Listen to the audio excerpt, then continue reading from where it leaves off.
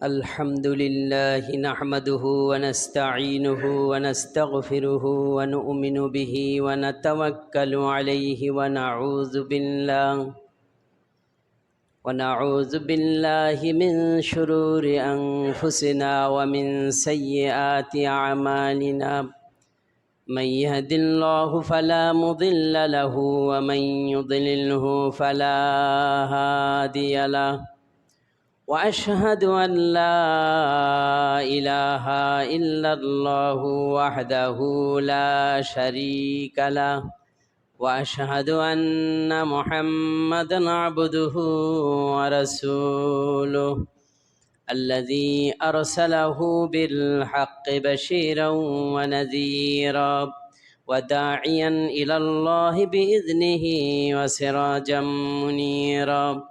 فقد قال الله تعالى في كلام المجيد والفرقان الحميد: أعوذ بالله من الشيطان الرجيم. بسم الله الرحمن الرحيم. حميم والكتاب المبين. إنا أنزلناه في ليلة مباركة إنا كنا منزلين فيها يفرق كل أمر حكيم أمرا من عندنا إنا كنا مرسلين। আলহামদুলিল্লাহ, যাবতীয় প্রশংসা একমাত্র আল্লাহ তাআলার জন্য, যার অশেষ মেহেরবানিতে প্রতি সপ্তাহের ন্যায় আজকে আমরা আসতে পেরেছি। সেই মহান রব্বুল আলমিনের নিকট শুকরিয়া আদায় করি, আলহামদুলিল্লাহ। তারপরে পরে আখেরি জামানার নবী সৈয়দুল মুরসালিন খাতিমুন নবীন হজরত মোহাম্মদ মুস্তফা সাল্লাল্লাহু আলাইহি ওয়াসাল্লাম, তার প্রতি দরুদ ও সালাম বর্ষিত হোক, আল্লাহুম্মা সাল্লি আলাইহি। সম্মানিত হাজিরিন, আমরা আজকে 18 রমজান অতিবাহিত করতে যাচ্ছি। আল্লাহ তাআলার কাছে শুকরিয়া আদায় করি যে তিনি আমাদের সকলকেই প্রথম রোজা থেকে শুরু করে এ পর্যন্ত সুস্থভাবে রোজাগুলি পালন করার তৌফিক দান করেছেন। এই জন্য আবারও শুকরিয়া আদায় করে আলহামদুলিল্লাহ। আল্লাহ তাআলা যেন বাকি রোজাগুলি আমাদের সঠিকভাবে পালন করার তৌফিক দান করেন, সকলে বলি আমিন। এই রমজান মাস, এটি কোরআন অবতীর্ণের মাস। এ মাসেই কোরআন অবতীর্ণ হয়েছে এবং এ মাসে অনেক শিক্ষা রয়েছে। মানুষের চরিত্র গঠনেরও একটা মাস, অনুশীলনের মাস, ট্রেনিংয়ের মাস। আমলের ট্রেনিং একদিনে দুই দিনে হয় না। এ রমজানের ওসিলায় 30টি দিন যদি মানুষেরা 5 ওয়াক্ত নামাজ আদায় করে, তাহলে সে মনে হয় আর বাকি জীবনে এই নামাজ থেকে আর পিছ পা হবে বলে আমার মনে হয় না। এবং মিথ্যা কথা, চগলখড়ি, গীবত, পরনিন্দা, অন্যের ক্ষতি করা, এগুলি থেকেও নিজেকে হেফাজত করতে পারে এই মাসে। এই একদিন দুই দিন নয়, 30টি দিন যদি এই ট্রেনিং দেয়, তাহলে ইনশাল্লাহ আজীবন সে এগুলি থেকে নিজেকে মুক্ত রাখবে, হেফাজত করবে। আল্লাহ তাআলা আমাদের সেই তৌফিক দান করুন, সকলে বলি আমিন। এজন্য আমি বলেছিলাম বা বলে থাকি যে যদি এই রকম জানার মতো কোনো একটা সুযোগ থাকতো যে এই রোজা রেখে একদিন নয়, দুই দিন নয়, 29 দিন বা 30 দিন, 1 মাস রোজা পালন করতেছি, শেষে দেখা গেল যে আমার রোজাগুলি হয় নাই, এটা কবুল হয় নাই। অথচ কঠোর পরিশ্রম করেও না খেয়ে পিপাসা থেকে, পিপাসাকে বরণ করে নিয়া তারপরে রোজা পালন করে যাচ্ছি। এরপরে রোদ বৃষ্টি সবগুলিকে উপেক্ষা করে রোজা পালন করে যাচ্ছি। কিন্তু তারপরেও যদি এই আপনার যদি জানার সুযোগ হতো যে রোজাগুলি একটাও কবুল হয় নাই, তাহলে বলুন তো কেমনটা লাগবে আপনার আমার? কেমন লাগবে? ভালো লাগবে? ভালো লাগবে? কেন এটা আমি বললাম? লক্ষ্য করুন, দেখুন, আপনার এই রোজা রেখেছি, অথচ অন্যায় অশ্লীল কাজ থেকে নিজেকে বিরক্ত রাখতে পারলাম না। বুঝতে পারছেন? এই আপনার রাস্তাঘাটে ভ্রমণ করতেছি, গাড়িতে উঠছি, রিকশায় উঠছি, 2 টাকা 3 টাকার জন্য বেজে যায়, 1 টাকার জন্যও বেজে যায় কন্ট্রাক্টরের সাথে, রিকশার চালকের সাথে। আর মেজাজটা খারাপ করে তখন তৎক্ষণাৎ একটা বকা দিলাম বা মার দিলাম অন্যায়ভাবে। এটা হয় কি না কোন? বেশি রাগারাগি করলাম। সেখান থেকে আসলাম বাড়িতে আসার পরে দেখলাম যে স্ত্রী কোনো একটি কাজের মধ্যে ত্রুটি করেছে, তারপরে বকা, তারপরে মারপিট, এরপরে কত কি বোঝেন নাই? রমজান মাস এমনিতেই তো না খাওয়া পেট, তারপরে যদি একটু ব্যতিক্রম দেখা যায় তাহলে মেজাজটা কীরকম থাকে? সকাল থেকে দুপুর পর্যন্ত ভালোই চলে, দুপুরের পর দিয়া একটু মেজাজটা গরম হতে শুরু করে, তারপরে যখন সূর্য গড়ে যায় আসরের পর মুহূর্ত মেজাজটা আরও চড়া থাকে, ঠিক কিনা গণ? এই জন্যে বলা হয়েছে, একজন ব্যক্তি এসে রাসূলকে বললেন, ইয়া রাসূলুল্লাহ, উপদেশ দিন আমাকে। আল্লাহ রাসূল বললেন, লা তাগদাব, রাগ করিও না। আবার বললেন, আমাকে উপদেশ দিন। আল্লাহ রাসূল বললেন, লা তাগদাব, রাগ করিও না। এরপর আবার বললেন, আমাকে উপদেশ দিন। আল্লাহ রাসূল বললেন, লা তাগদাব, রাগ করিও না। তার মানে রাগ এমন একটা জিনিস যা নিজেকে ধ্বংস করে দেয়। আর এই রাগের মাথায় যদি কোনো ঈমান ভঙ্গের কারণও যদি হয়ে যায়, তাহলে ঈমানও কি হয়ে যাবে? নষ্ট হয়ে যাবে। রাগটা এমন একটা জিনিস, বুঝতে পারছেন? তাহলে এই যে রাগারাগি করা, তারপরে মিথ্যা কথা বলা, অন্যায় অশ্লীল কাজগুলি থেকে নিজেকে হেফাজত করতে পারলাম না, রাসূল সাল্লাল্লাহু আলাইহি ওয়াসাল্লাম বললেন, তোমার এই রোজাটার অবস্থাটা দেখো, মানলাম ইয়াদা কাওলা জুর ওয়াল আমালা বিহি ফালাইসা লিল্লাহি হাজাতান আইয়াদা তাআমাহু ওয়া শারাবাহু। যে ব্যক্তি রোজা রাখার পরেও নিজেকে হেফাজত করতে পারল না, অন্যায় অশ্লীল অপছন্দনীয় গর্হিত কাজ থেকে নিজেকে মুক্ত রাখতে পারল না, রাগকে দমন করতে পারল না, অন্যায় অশ্লীল কাজকে দমন করতে পারল না, ওই ব্যক্তির সারাটা দিন না খেয়ে থাকা, পানাহার না করা, সকল কিছু থেকে বিরত থাকার, এই যে একটা বিরত থাকলো, না খেয়ে থাকলো, এই ধরনের না খেয়ে থাকা আল্লাহ তাআলার কাছে কোনো প্রয়োজন নাই। বুঝতে পারছেন কথাটা? আমার বুঝে গেছে ইনশাআল্লাহ। আমরা যেন এই মাসে এই ট্রেনিং যেন আমরা নিতে পারি, যে সর্বপ্রকারের অশ্লীল কাজগুলি থেকে, গর্হিত কাজ থেকে, অপছন্দনীয় কাজগুলি থেকে, গুনাহের কাজগুলি থেকে যেন আমরা সকলে হেফাজত থাকতে পারি, সেই তৌফিক আল্লাহ দান করুন। সকলে বলি আমিন। এরপরে আমি বলবো ইনশাল্লাহ, এই মাসের মধ্যে একটা রাত আছে লাইলাতুল কদর। এই রাতটার মাধ্যমে ধন্য এ মুসলিম জাতি। এই মাসটাও মর্যাদাশীল।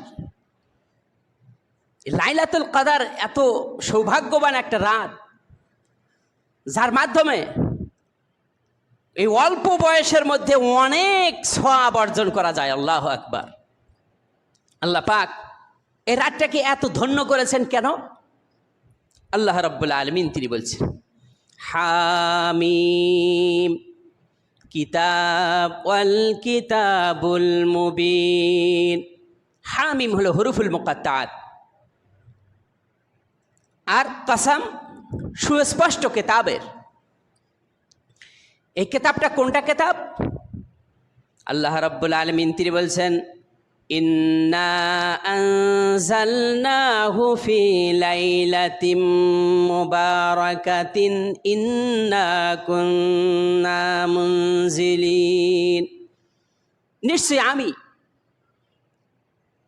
এই কিতাবকে অবতীর্ণ করেছি লাইলাতুল মুবারাকাতান, বরকতময় রাত্রে। আল্লাহু আকবার। বরকতময় একটি রাত, এই রাতে আমি এই কিতাব অবতীর্ণ করেছি। এমন একটি কিতাব আল্লাহ দিয়েছেন যে কিতাবটি নাজিল হওয়ার কারণে রাতটা বরকতময় হয়ে গেছে। তাহলে কিতাবটা কি? এটা সর্বশ্রেষ্ঠ নিয়ামত আল্লাহর পক্ষ থেকে, ঠিক কিনা কন? তাহলে কিতাবটাও বরকতে ভরপুর, রহমতে ভরপুর, উপদেশে ভরপুর। আল্লাহু আকবার। এইরকম একটা আমরা কিতাব পেয়েছি পৃথিবীর বুকে, এত বড় নিয়ামত আর কিছুই হতে পারে না। বুঝতে পারছি?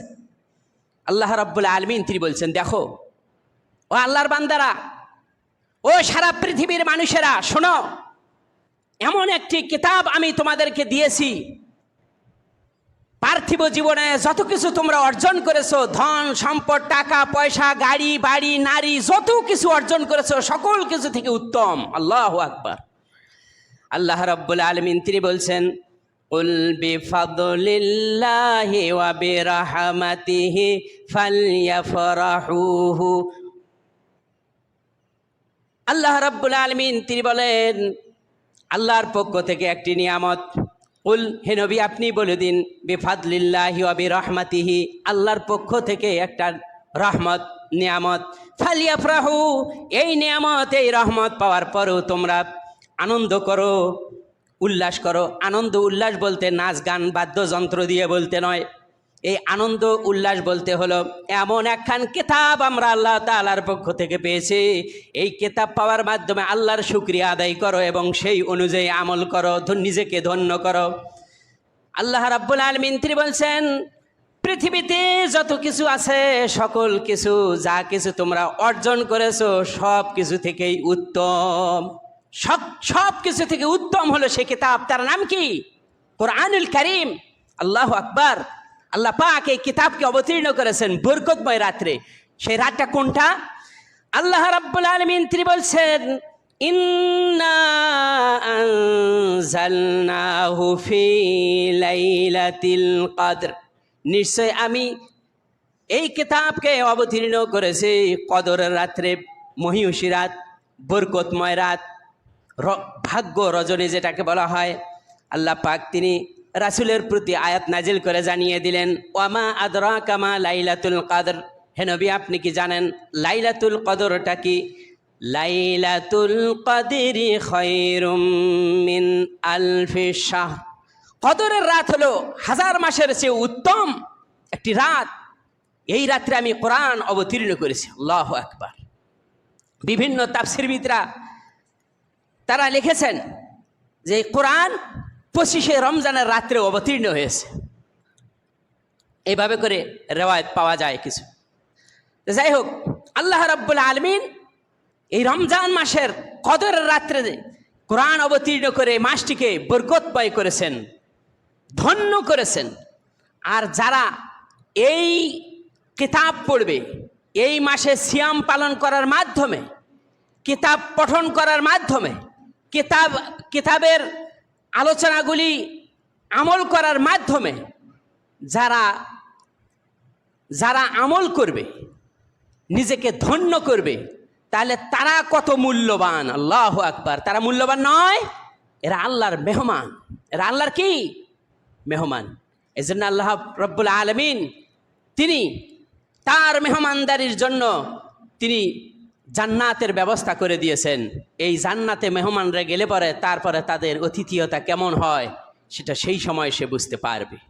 আল্লাহ আমাদের সেই তৌফিক দান করুন, সকলে বলি আমিন। এই রাত্রে কি হয়?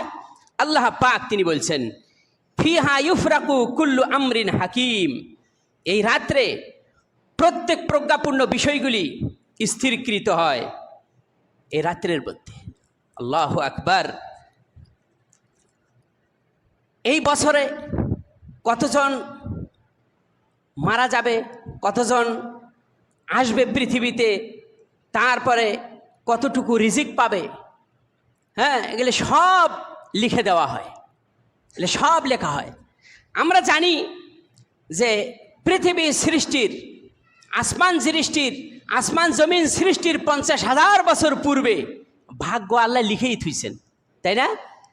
ভাগ্য আল্লাহ লিপিবদ্ধ করে রেখেছেন, সেই অনুযায়ী চলতে থাকে।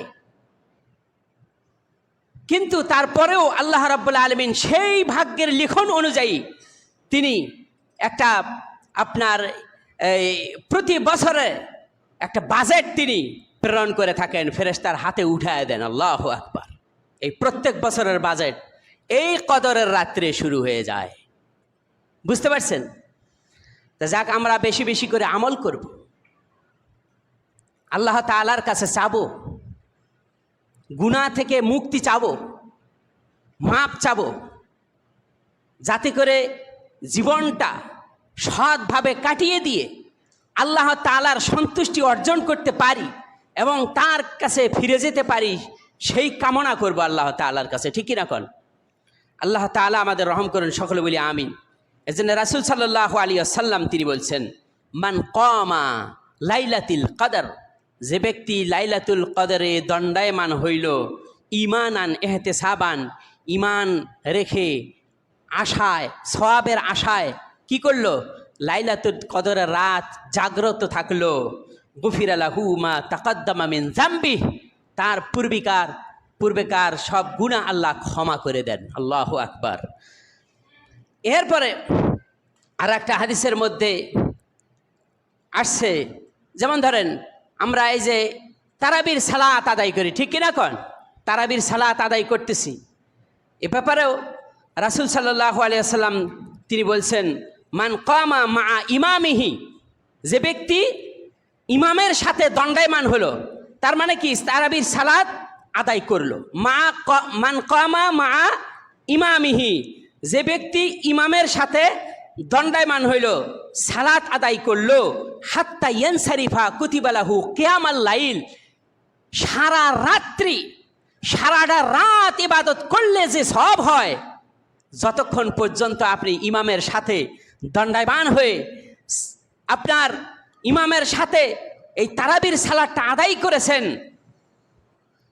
সারা রাত ইবাদত করলে যে সওয়াব হয়, সেই সওয়াব আমলনামায় লেখা হয়ে যায়। আল্লাহু আকবার। তাহলে ইমামের সাথে তারাবির সালাত আদায় করলাম, কতক্ষণ সময় লাগে? নিম্নে 1 ঘন্টা। ধরেন সূরা তারাবি যদি পড়া হয় 1 ঘন্টা, আর যদি অন্যান্য সূরা খতম যদি হয় তাহলে আরও সময় বেশি লাগবে, ঠিক কিনা কোন? তো যাই হোক, তাহলে এই 1টা ঘন্টা যদি ইমামের সাথে তারাবির সালাত আদায় করে, তাহলে সারা রাত্রি ইবাদত করলে যে সওয়াব হয়, সেই সওয়াব তার আমলনামায় দেওয়া হয়ে যায়। আল্লাহু আকবার। আর একটা হাদিসের মধ্যে এসেছে, রাসূল সাল্লাল্লাহু আলাইহি ওয়াসাল্লাম তিনি বলছেন, যে ব্যক্তি এশার সালাত জামাতবদ্ধভাবে আদায় করলো, তারপরে ঘুমিয়ে গেল, অর্ধেক রাত্রি ইবাদত করলে যে সওয়াব হয়, সেই সওয়াব তার আমলনামায় লেখা হয়। আলহামদুলিল্লাহ। আর একটা হাদিসের মধ্যে এসেছে, রাসূল সাল্লাল্লাহু আলাইহি ওয়াসাল্লাম বলেছেন, যে ব্যক্তি ফজরের সালাত জামাতবদ্ধভাবে আদায় করলো, ফজরের সালাত জামাতবদ্ধভাবে আদায় করলো, সেই ব্যক্তির আমলনামায় সারা রাত্রি সালাত আদায় করলে যে সওয়াব হয়, সেই সওয়াব লেখা হয়ে যায়। আল্লাহু আকবার। তার মানে এশার সালাত আদায় করে যে ঘুমিয়ে গেলেন, এই ঘুম, তারপরে ফজরের আগ পর্যন্ত ঘুমালেন, এই ঘুমটাও কি ইবাদতের মধ্যে অন্তর্ভুক্ত হয়ে গেছে। আল্লাহু আকবার। আমরা বুঝি না, আহা, আমরা বুঝি না। এশার সালাত আদায়ের পরে আমরা বিভিন্ন ভাবে সময় কাটিয়ে দেই। হ্যাঁ, টিভি নিয়ে ব্যস্ত, লুডো নিয়ে ব্যস্ত, ক্রামবোর্ড নিয়ে ব্যস্ত, দাবা নিয়ে ব্যস্ত, জঙ্গলে গিয়ে আবার কি জানি খেলে, বোঝেন না? আল্লাহ হেফাজত করুন, সকলে বলি আমিন। রাত হলে এরা এগুলির সুযোগ পায়, রাত হলে এগুলির সুযোগ পায়, আমরা বুঝি না। আহা, আল্লাহ হেফাজত করুন, সকলে বলি আমিন। লাইলাতুল কদর সম্পর্কে আলোচনা করতেছিলাম, অল্প কিছু সময়ে ইনশাআল্লাহ শেষ করব, আরও অনেক কথা আছে। তা আল্লাহ রাব্বুল আলামিন আমাদের লাইলাতুল কদর আমাদের সকলের নসিবে দান করুন, সকলে বলি আমিন। এই লাইলাতুল কদরের রাতটা খুবই গুরুত্বপূর্ণ রাত। এই রাত্রে জাগ্রত থাকা প্রতিটি মুসলমানের জন্য কর্তব্য এবং করণীয়, কেননা এই রাত্রে প্রত্যেক প্রজ্ঞাপূর্ণ বিষয়গুলি স্থির করা হয়। আর যারা এ রাত থেকে মাহরুম হলো, তারা যেন সকল কিছু থেকেই বঞ্চিত হয়ে গেল। আহা, আল্লাহ আমাদের সকলকেই তৌফিক দান করুন, সকলে বলি আমিন। রাসূল সাল্লাল্লাহু আলাইহি ওয়াসাল্লাম তিনি বলেছেন, আয়েশা থেকে বর্ণিত, ক্বালাত কানা রাসূলুল্লাহ সাল্লাল্লাহু আলাইহি ওয়াসাল্লাম, রাসূল সাল্লাল্লাহু আলাইহি ওয়াসাল্লাম তিনি ইউজাবিরু ফি আশরিল আওয়াখিরি মিনার রমাদান, রমাজানের শেষ দশকে এই রাতকে তিনি খুঁজেছেন, এই রাতকে অনুসন্ধান করেছেন। আর একটা হাদিসের মধ্যে পাওয়া যায়, একবার রাসূল সাল্লাল্লাহু আলাইহি ওয়াসাল্লাম তিনি রমাজানের প্রথম দশকে খুঁজলেন, পেলেন না। দ্বিতীয় দশকে খুঁজলেন, পেলেন না। তারপরে তৃতীয় দশকে তিনি খুঁজলেন, সেখানে তিনি পেলেন। তো তৃতীয় দশকের মধ্যেই এই রাতটি রয়েছে। আজকে হলো ধরেন 18 রমজান, এরপরে ধরেন আর কয়দিন পরেই তৃতীয় দশক শুরু হবে। ইনশাআল্লাহ আপনারা প্রস্তুত থাকবেন রাতকে পাওয়ার জন্য। প্রস্তুত আছেন না? এর জন্য এই রাত মিস হয় না তাদের যারা এতেকাফে থাকে। যারা এতেকাফে থাকে তাদের জন্য এই রাত মিস হয় না। আশা করি আপনারা যারা অবসর আছেন, আমি মনে করি এতেকাফে থাকার চেষ্টা করবেন তো ইনশাআল্লাহ। সাংসারিক জীবনের চাবিকাঠিগুলি যাদের সন্তানরা বহন করতেছে, তাদের অভিভাবকরা, পিতামাতারা অবশ্য একটু ফ্রি আছেন, তাই না? মানুষ আসলে লক্ষ্য করুন, মানুষের জীবনে দুইটি জিনিস খুবই মূল্যবান। কয়টি জিনিস? দুইটি জিনিস। ফাইদা ফারাক্তা ফানসাব ওয়াইলা রব্বিকা ফারগাব। পড়ছেন না সুরাটা? এই আয়াতটা পড়ছেন না? একটি হলো অবসর সময়, আর একটি হলো কি? সুস্বাস্থ্য। স্বাস্থ্য যখন ভালো থাকতেই আল্লাহ তাআলার ইবাদতে মশগুল হয়ে যাও। যখন দুর্বল হয়ে যাবে, অসুস্থ হবে, বুড়া হয়ে যাবে, তখন যৌবনকালে যেভাবে ইবাদত করা সম্ভব হয়, যৌবনকালে ইবাদত করতে যে তাকত, যে শক্তি আছে, বুড়াকালে তা করা সম্ভব হয় না। হাঁটুতে ব্যথা, কোমরে ব্যথা, কোমরের হাড় ক্ষয়ে গেছে, ঠিকভাবে সেজদা দিতে পারে না। আর যৌবনকালে সোজা সেজদায় চলে যাবে। কোমর যেভাবে বাঁকা করা দরকার সেইভাবেই বাঁকা করবে, ঠিক কিনা? খন আল্লাহু আকবার। কিয়ামতের দিন আরশের নিচে 7 শ্রেণীর লোক ছায়া পাবে। তন্মধ্যে একটি শ্রেণী হলো শাবুন নাশা ফি ইবাদাতিল্লাহ। ওই যুবক আল্লাহর আরশের নিচে ছায়া পাবে যে যুবক তার যৌবন বয়সকে কাটিয়ে দিয়েছে আল্লাহর ইবাদতে। আল্লাহু আকবার। বুঝতে পারছেন বুড়ের কথা? যুবক বয়স অতিবাহিত হয়েই তো বৃদ্ধ হয়ে গেছে, তাই না? তাহলে সেও বাদ পড়বে না। আল্লাহু আকবার। আর একটা হাদিসের মধ্যে এসেছে, যার মন সব সময় তাল্লুক ফিল ইলাল মাসাজিদ, মসজিদের সাথে যার মন লটকানো থাকে, এই ব্যক্তি আরশের নিচে ছায়া পাবে। আল্লাহু আকবার। আর আমরা আজান শুনলে মসজিদ থেকে দূরে যাই, বাড়িতে সালাত আদায় করি। সালাত তো পড়ি, বাড়িতেই পড়ি, তাই না? মসজিদ আবার আছে কতজন মসজিদে আসে, নিয়ত ঠিক নাই, এ ভুল সে ভুল, মুয়াজ্জিনের এই ভুল, ইমামের এই ভুল, খতিবের এই ভুল, খালি ভুলের উপর আসে। ভুল, নিয়তের ঠিক নাই। আল্লাহ রাব্বুল আলামিন তিনি বলছেন, ওয়ামা উমিরু ইল্লা লিয়াবুদুল্লাহা মুখলিসিনা লাহুদ্দীন হুনাফা ওয়া ইউকিমুস সালাতা ওয়া ইউতুজ যাকাতা যালিকা দীনুল কাইয়্যিমা। আল্লাহ পাক রাসূলের উপর আয়াত নাজিল করলেন, ওমা উমিরু, আমি আদিষ্ট হয়েছি আল্লাহর আনুগত্যের জন্য ইখলাসের সাথে। আল্লাহু আকবার। ইখলাস মানে কি? নিয়াত ঠিক করতে হবে। কতজন আছে টুপি মাথায় দিয়ে সারাদিন ঘোরে, অথচ নামাজের নামে কোনো খবর নাই। টুপি মাথায় দিয়ে ঘোরে, মানুষ মনে করে যে কতজন নামাজি, হ্যাঁ, এমন ক্ষতি করে যা মানুষ দেখে না। আল্লাহ তো ঠিকই দেখছেন। মানুষের আড়ালে গিয়ে তারপর ওই টুপি মাথার দেওয়া অবস্থায় পাখা দাঁড়িয়ে আছে, দিচ্ছে টান। বুঝছেন তো? তার নাম কি? সিগারেট। আল্লাহ হেফাজত করুন, আমিন। হেদায়েত দান করুন, আমিন। তো যাই হোক, এই লাইলাতুল কদর রাতকে অনুসন্ধান করবেন। রাসূল সাল্লাল্লাহু আলাইহি ওয়াসাল্লাম থেকে প্রমাণিত তিনি শেষ দশকে লাইলাতুল কদরকে অন্বেষণ করেছেন। খুবই গুরুত্বপূর্ণ রাত। চোখের পানি ফেলবেন, আল্লাহ তাআলার কাছে কাঁদবেন, দোয়া করবেন, আল্লাহুম্মা ইন্নাকা আফুউন তুহিব্বুল আফওয়া ফাফু আন্নি। এইভাবে দোয়া করবে যে আল্লাহ, একমাত্র তুমিই ক্ষমাকারী, তোমার কাছে আমি ক্ষমা চাচ্ছি। আর একটা দোয়া এইভাবে এসেছে, আল্লাহুম্মা ইন্নাকা আফুউল কারীম তুহিব্বুল আফওয়া ফাফু আন্নি।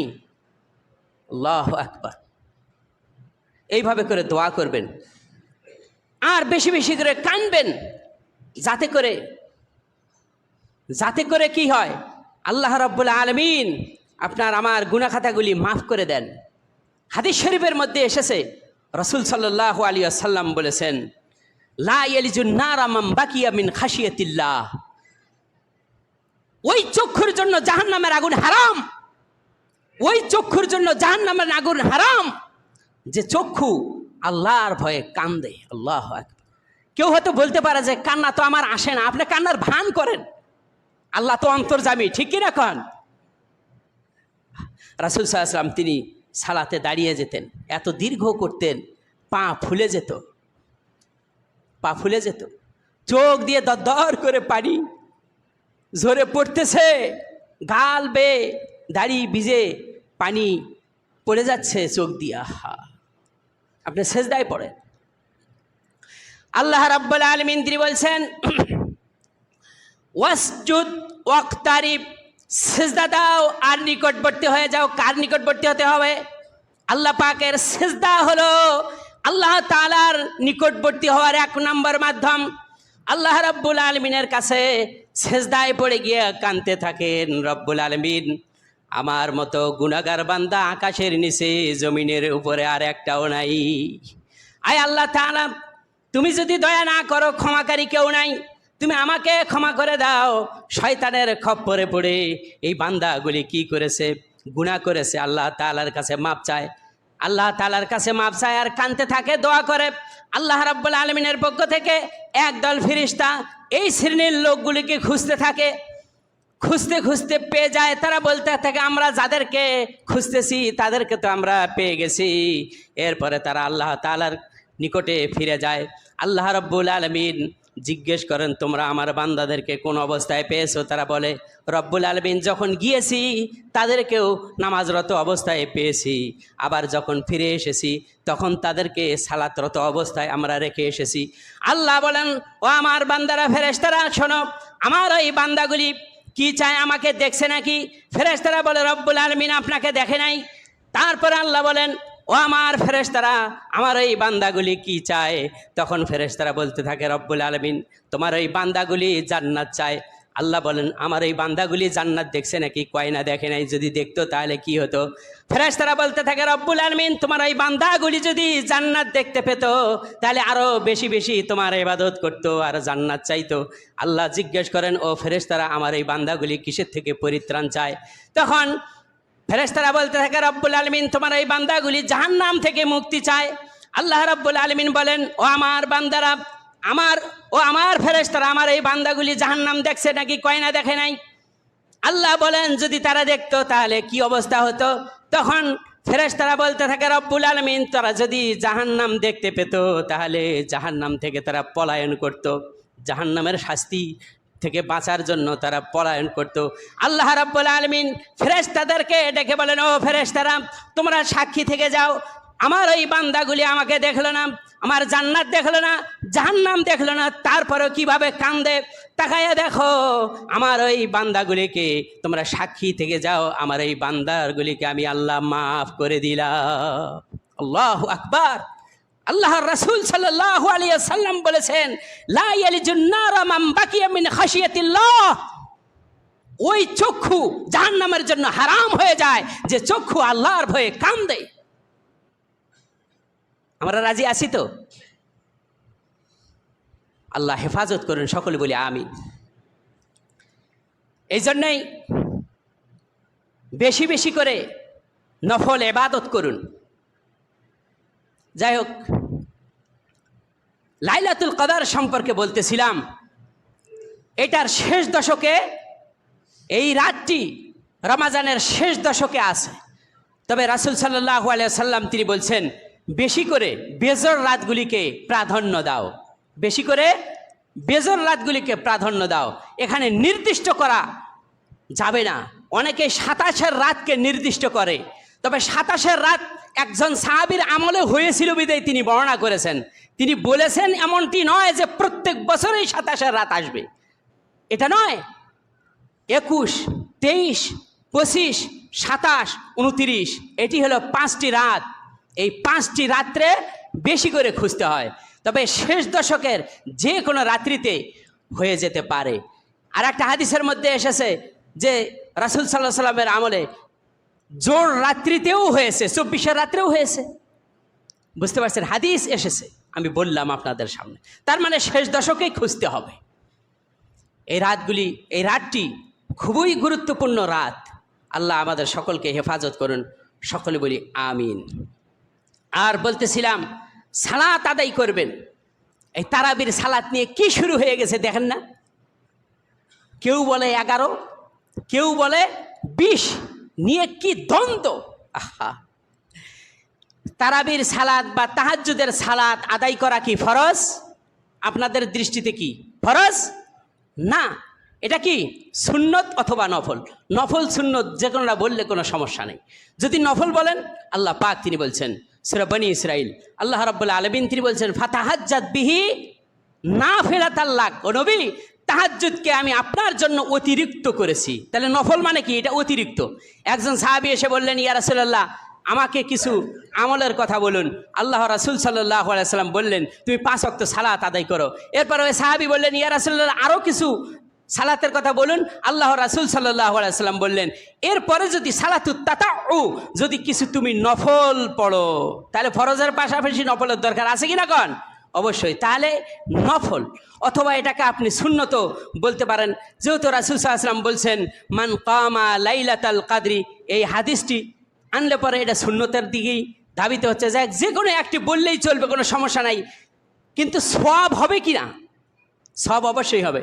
তাই এইটা আপনার 20 না 11 না 8, এইটা নিয়ে যে দ্বন্দ্ব, আমার অবস্থাটা আমি উদাহরণ দিয়ে থাকি। আমার কথাটা খেয়াল করবেন, উদাহরণ দিয়ে থাকি এইভাবে। লক্ষ্য করুন, এই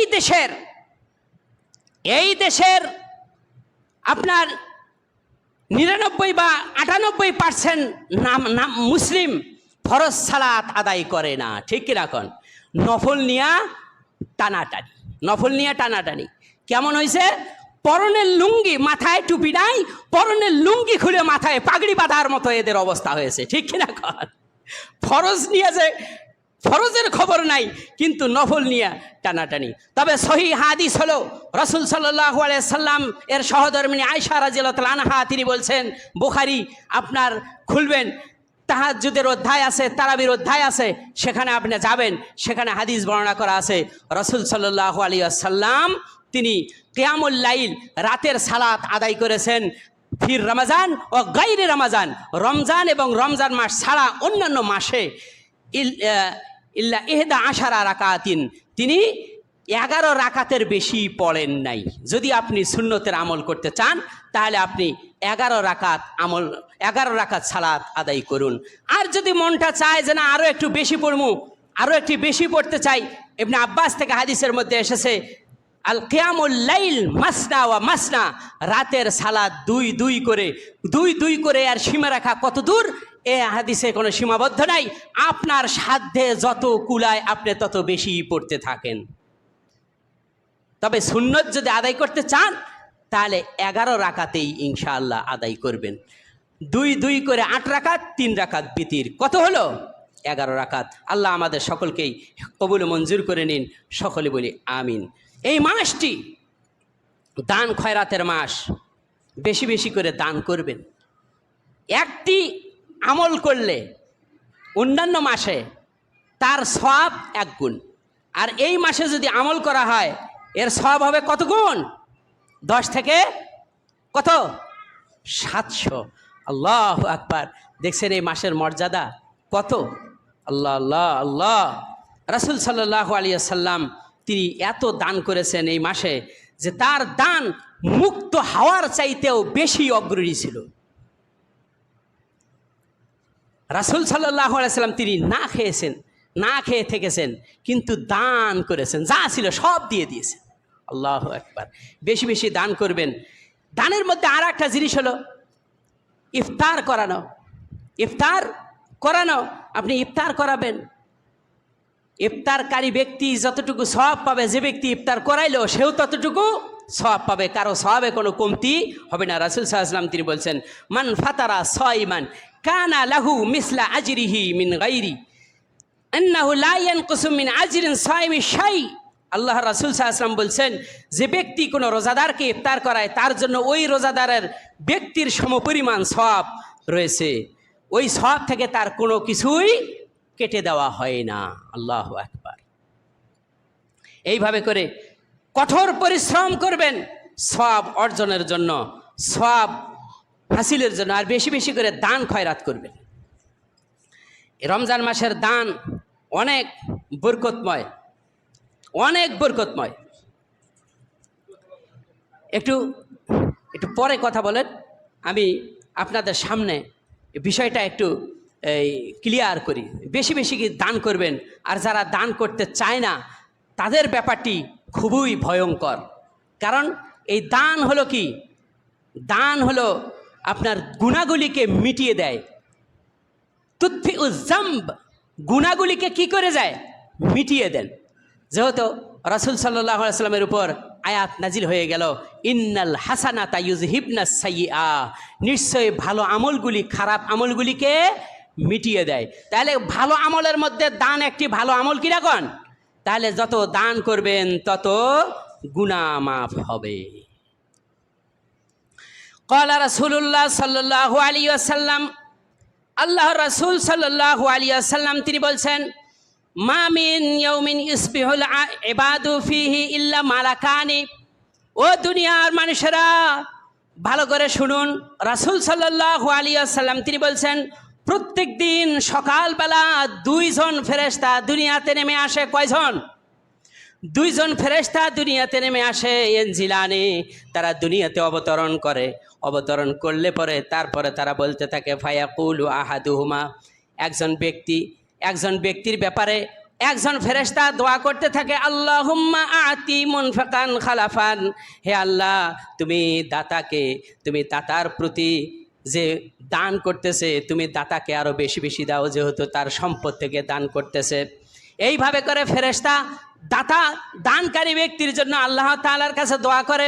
পক্ষান্তরে আর একজন ফেরেশতা বলতে থাকে, ওয়াকুলুল আখার, দ্বিতীয় ফেরেশতা বলতে থাকে, আল্লাহুম্মা আতি মুমসিকান তালাফান, হে আল্লাহ তুমি কৃপণকে সর্বনাশ করে দাও, ধ্বংস করে দাও, যেহেতু সে সম্পদ জমা করে রাখে, আল্লাহর রাস্তায় দান করে না, অভাবগ্রস্তদেরকে দেয় না।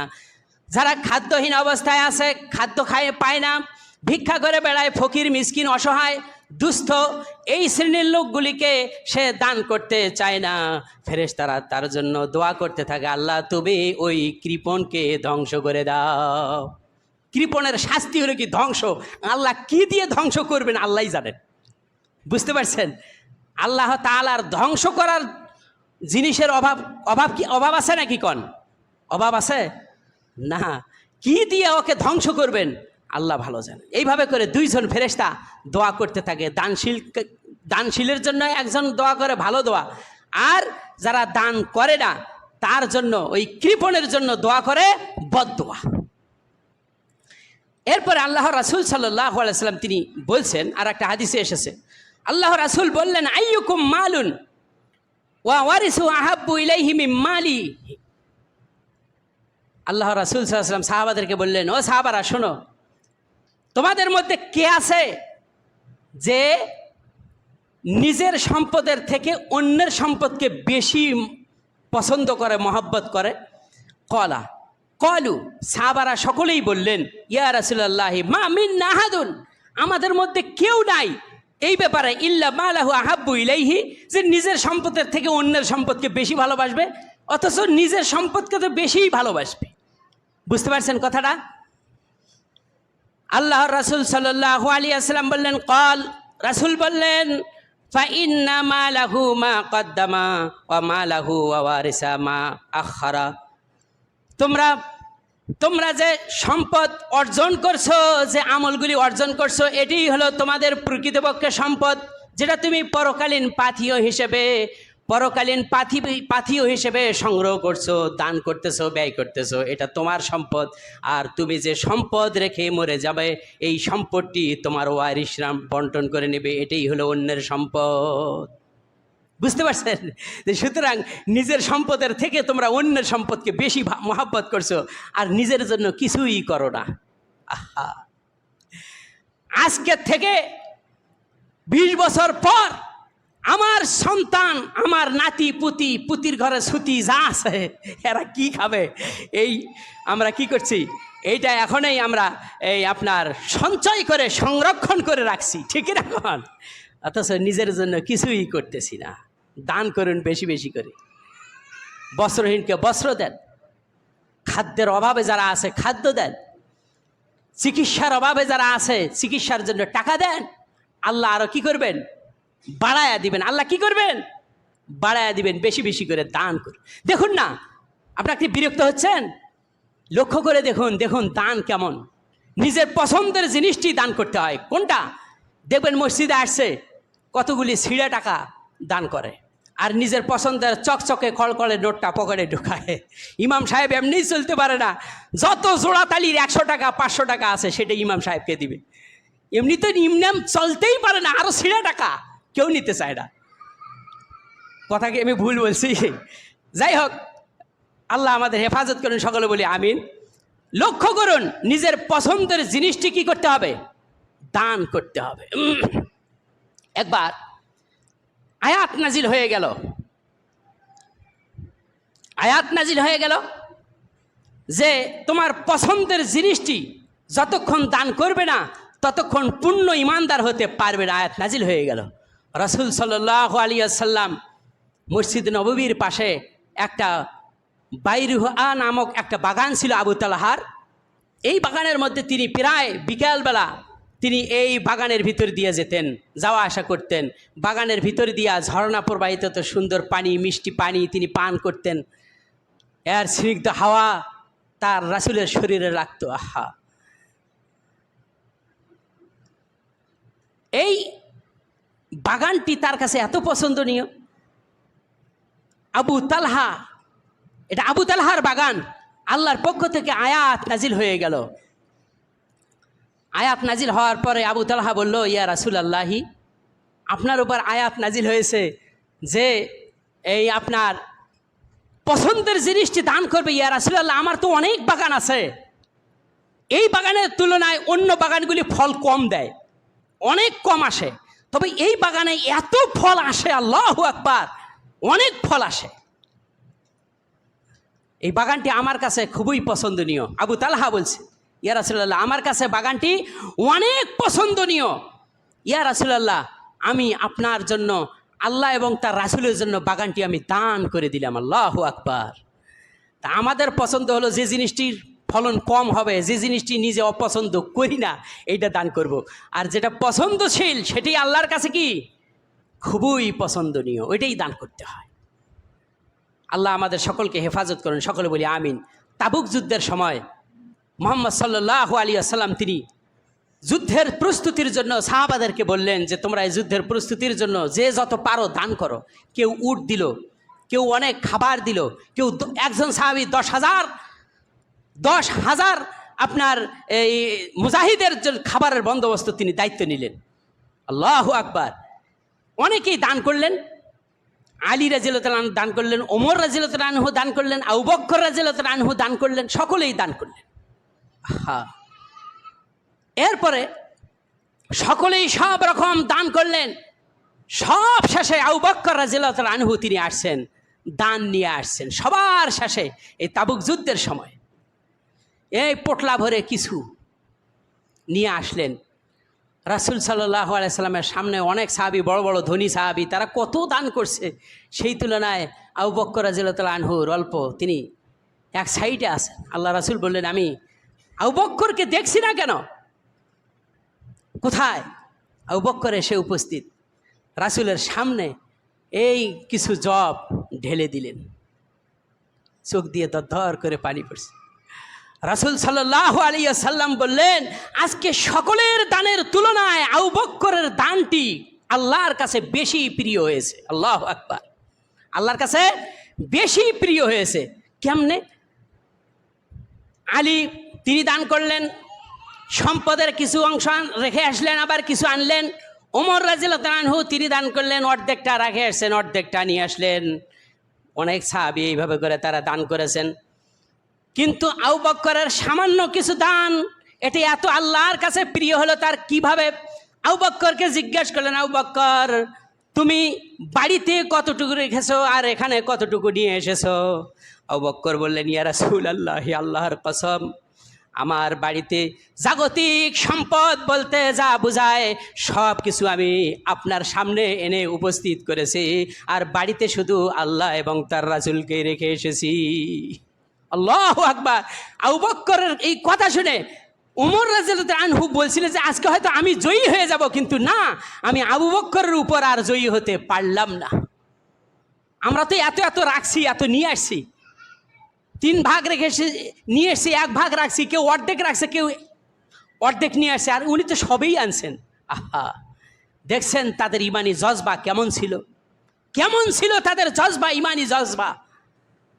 দান করুন, দান দান। আমরা তো আছি মসজিদের উন্নতি কেমনে হয় শুধু সেই দান, আর প্রতিবেশী গরিব না খায়া থাক, মরুক,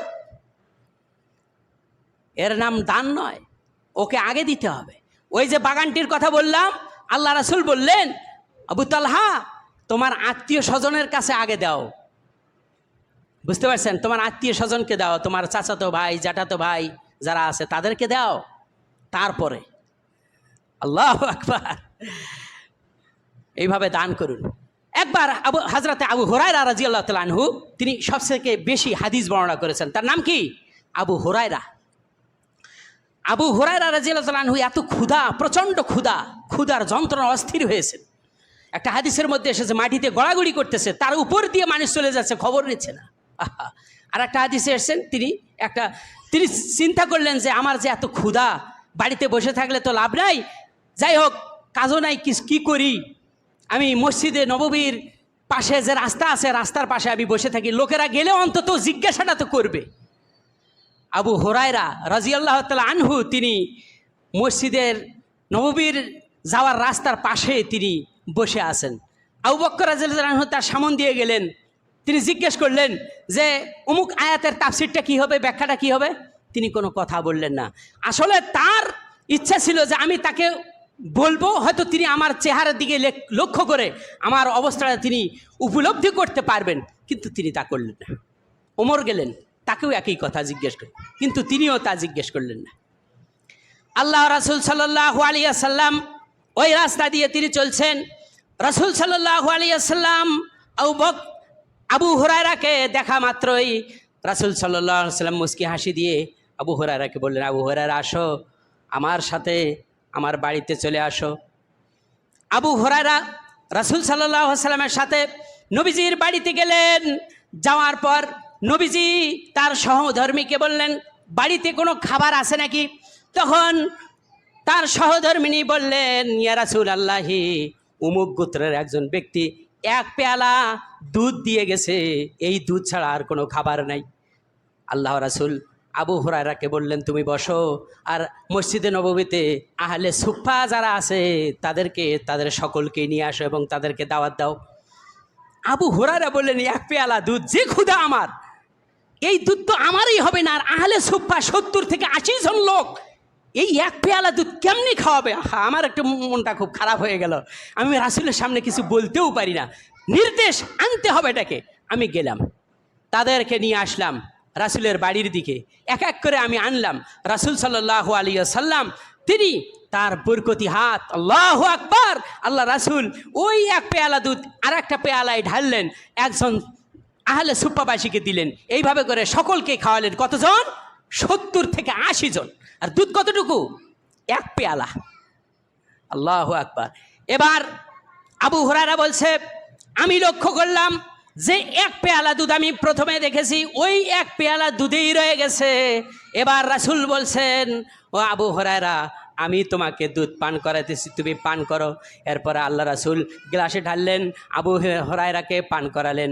এরপর আবু হুরায়রা পান করলো। এবার আবার আর এক গ্লাস দিলেন, আবু হুরায়রা পান করলো। আবার আর এক গ্লাস দিলেন, আবু হুরায়রা পান করলো। এইভাবে করে যখন রাসূল দিতেছেন, আবু হুরায়রা বললেন, ইয়া রাসূলাল্লাহি, আমার পেট পরিপূর্ণ হয়ে গেছে, পেটের মধ্যে আর জায়গা নাই, দুধ দিয়ে আমার পেট পরিপূর্ণ হয়ে গেছে, আমার আর পেটে জায়গা নাই, সুতরাং ইয়া রাসূলাল্লাহি, এবার আপনি পান করুন, আমি আপনাকে পান করাই। এরপর আবু হুরায়রা গ্লাস থেকে এক গ্লাস দুধ নিয়ে আল্লাহ রাসূলকে পান করাইয়া দিলেন। আল্লাহু আকবার। খাদ্য অল্প হোক, যদি ঈমান ঠিক থাকে, আল্লাহর উপর যদি ভরসা থাকে, অল্প খাবারে অনেকের জন্য যথেষ্ট হয়ে যাবে। আল্লাহু আকবার। আমরা বিরক্ত হচ্ছেন নাকি? আল্লাহ আল্লাহ। ও সময়ের স্বল্পতা, অনেক কথা আছে। আল্লাহ আমাদের সকলকেই হেফাজত করুন, সকলে বলি আমিন। আল্লাহ আমাদের সকলকে কবুল ও মঞ্জুর করে নিন, সকলে বলি আমিন। বেশি বেশি করে যেন আমরা দান করতে পারি, সেই তৌফিক আল্লাহ দান করুন, সকলে বলি আমিন। দান করলে কমে না, দান করলে কি হয়? বাড়ে। ওই যে দেখলেন না, এক পেয়ালা দুধ কতজনে খাইলো, কমছে না বাড়ছে? আপনি আর আমি যদি হতাম, ধর এটা তো আমারই হবে না, এটা কি ঈমান ঠিক নাই, বুঝতে পারছেন? আর দানের মধ্যে থেকে আর একটা জিনিস উঠে গেছে, সেটা কি? হুজুর দোয়া করে না, মুনাজাত করে না, খাওয়ায় লাভটা কি? বোঝেন নাই?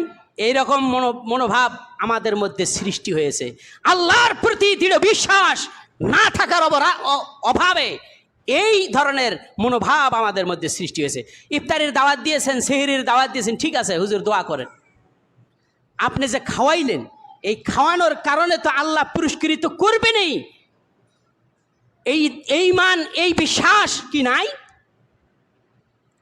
আল্লাহ রাসূল সাল্লাল্লাহু আলাইহি ওয়াসাল্লামকে দাওয়াত করলেন। আনাস, রাসূল খুবই উদার্ত, আইয়ুবুল আনসারী রাদিয়াল্লাহু খুবই ক্ষুধার্ত, আবু বকর ক্ষুধার্ত, ওমর ক্ষুধার্ত, অনেক লম্বা হাদিস, আমি এত দূরে যাব না। রাসূল সাল্লাল্লাহু আলাইহি ওয়াসাল্লামের আইয়ুব আনসারীর বাড়িতে এসে আল্লাহ রাসূল প্রবেশ করলেন। সারা দুনিয়ার মানুষের মধ্যে সর্বশ্রেষ্ঠ মানুষ রাসূল, তিনি তার বাড়িতে। আহা, আবু বকর, ওমর, দুনিয়াতে সার্টিফিকেট যাদের দেওয়া হয়েছে, তারা তার বাড়িতে। সাথে সাথে কয়েক বাগানের খেজুর নিয়ে এসে উপস্থিত করলেন। আবার এরপরে কি করলেন? ছাগল একটা ধরে জবাই করে দিলেন। আল্লাহ রাসূল বললেন, আরে ছাগল জবাই করো না কেন? না, করবই, কি অতিথিয়তা। যাই হোক, অল্প কথাই বলি, রাসূল সাল্লাল্লাহু আলাইহি ওয়াসাল্লাম তৃপ্তি সহকারে খাইলেন, সাহাবারা খাইলেন, আবু বকর এবং ওমর। রাসূল সাল্লাল্লাহু আলাইহি ওয়াসাল্লাম শেষে একটি আয়াত তেলাওয়াত করলেন, সুম্মা লাতুসআলুন্না ইয়াওমা ইযিন আনিন নাঈম। এই নিয়ামত সম্পর্কে কিয়ামতের দিন জবাব দিতে হবে। আমরা অপচয় করি, আহা কত অপচয় করি, অথচ ক্ষুধার্ত আছে তাদেরকে দেই না। আল্লাহর কাছে জবাব দিতে হবে। কি জবাব দিব? আল্লাহ রাসূল কই মুনাজাত তো করলেন না, আল্লাহ আইয়ুব আলী আনসারীর বাড়ির বিপদ আপদ বালা মুসিবত রক্ষা হেফাজত করো, দূর করে দাও, খাদ্যে বরকত দাও, কইছে? ঈমান কীরকম ছিল? খাওয়াইলেন, খাওয়ার শেষে বলল মেজবান, মেহমান বলল, আলহামদুলিল্লাহ, আল্লাহুম্মা আতিম মান আতআমানি ওয়াসকি মান সাকানি। সকল প্রশংসা আল্লাহর। আয় আল্লাহ, আমাকে যিনি খাওয়ালেন তাকে তুমি উত্তম খাবার দান করো, যিনি আমাকে পান করালেন তাকে তুমি উত্তম পান করাও, উত্তম জিনিস থেকে পান করাও। এই ঈমানটা তো আমাদের নাই, আমরা দোয়া নিয়ে ব্যস্ত।